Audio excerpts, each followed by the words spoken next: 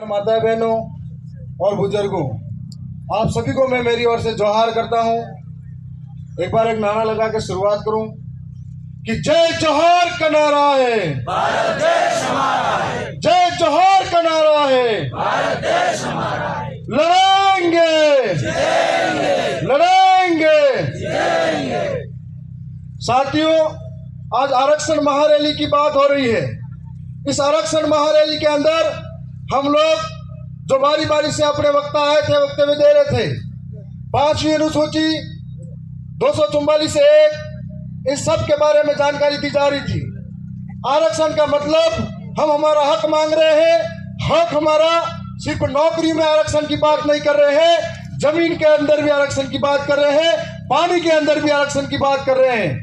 आरक्षण के अंदर इस इलाके के जितने भी बांध बने हुए हैं, इन बांधों का पानी दूसरे राज्यों में ले जाया जा रहा है। इन बांधों का पानी यदि हमारे इलाकों को मिलता है तो आज बहुत बड़ा पलायन गुजरात और मध्य प्रदेश के अंदर हो रहा है, हमारे राजस्थान के अंदर हो रहा है।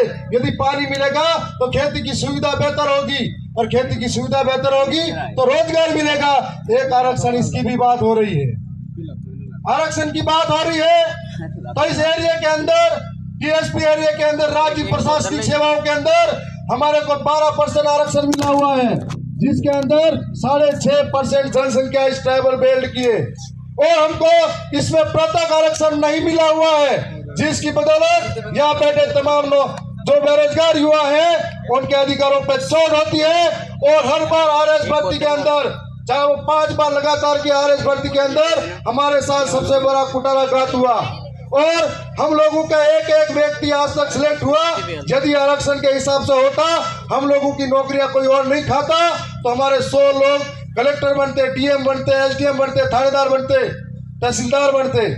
तो इसकी पैरवी नहीं हो पाई। और साथ ही आज नौजवानों के साथ में सबसे बड़ी मांग है, यहाँ से जितनी भी भर्ती होती है, हम लोग आर्थिक रूप से कमजोर हैं, इतने सक्षम नहीं है कि जो अमीरों के बच्चे हैं उससे मुकाबला कर पाए। हमारे सामने सुबह उठ के घर का काम संभालते हैं, फिर तैयारी करते हैं, स्कूल जाते हैं, और कंपटीशन के अंदर हम लोग इतने मुकाबला बड़े लोगों से नहीं कर पाते हैं। तब हमारे सामने क्राइटेरिया लगा दिया जाता है कि इस भर्ती के अंदर 35% आरक्षण का प्रावधान होगा। और 35% आरक्षण के अंदर जिस दिन से क्राइटेरिया लगाया, उस दिन से कई सारे भर्ती के अंदर पद खाली पड़े हुए हैं हमारे नौजवानों के लिए। इस बात को कोई बोलने के लिए तैयार नहीं है, क्योंकि उन लोगों को डर लगता है इस बात को बोलेंगे तो हमारी टिकट कटेगी।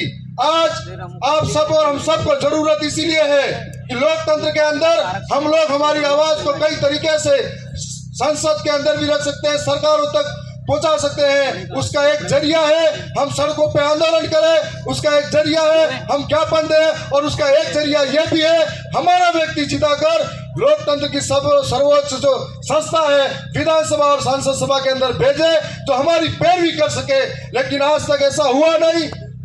जो लोग यहाँ से जीत कर गए खुद माला माल हो गए। जब E&D का बय आया तब वो माला माल दूसरी तरफ चले गए, भ्रष्टाचारी जोड़ो पार्टी में शामिल होने लग गए।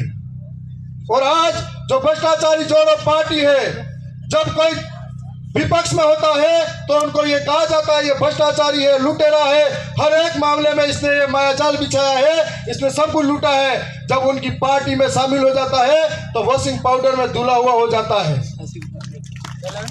इसलिए ये लोकतंत्र है, इसमें हम जैसे नौजवानों की जिम्मेदारी है कि हमको ये बात समझनी पड़ेगी। इस राजस्थान के अंदर, दक्षिणी राजस्थान के अंदर कांग्रेस की सरकार में 2 लोग मंत्री रहे थे, और इन मंत्रियों के रहते हुए हजारों करोड़ों का घोटाला हुआ। इस घोटालों को छिपाने के लिए डर के मारे दूसरी तरफ घुसे हैं। ऐसे लोगों को सबक सिखाने का वक्त आ गया है। ये हमारा पैसा था, हमारी जनता का था, जिसके माध्यम से हमारे साथ ये सब कुछ हुआ है।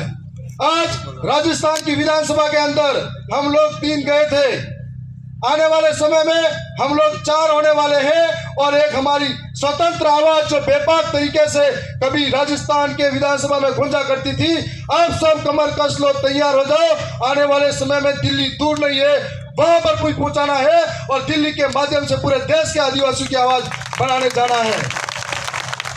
और मुझे पूरा भरोसा और विश्वास है हम ऐसे वीरों के वंशज हैं जो ये करके दिखाएंगे। अभी जो हम चुनाव जीते हैं या लड़े हैं या जितने वोट भी आए हैं बिना दारू पैसों से आए हैं। ये हम सबके लोकतंत्र के अंदर एक ईमानदारी का परिचय है। आने वाले समय में ऐसा परिचय देना है। ये दोनों पार्टियां इतने दिन एक दूसरे को आई बाप कर रही थी, अब दोनों एक हो रही है और पंजे से कमल खिलाने की कोशिश करी है, लेकिन इस कमल पे हमारा हॉकी स्टिक भारी पड़ना चाहिए। ये काम हम सबको करना है। पुनः आप सबका धन्यवाद, जोहार करता हूँ।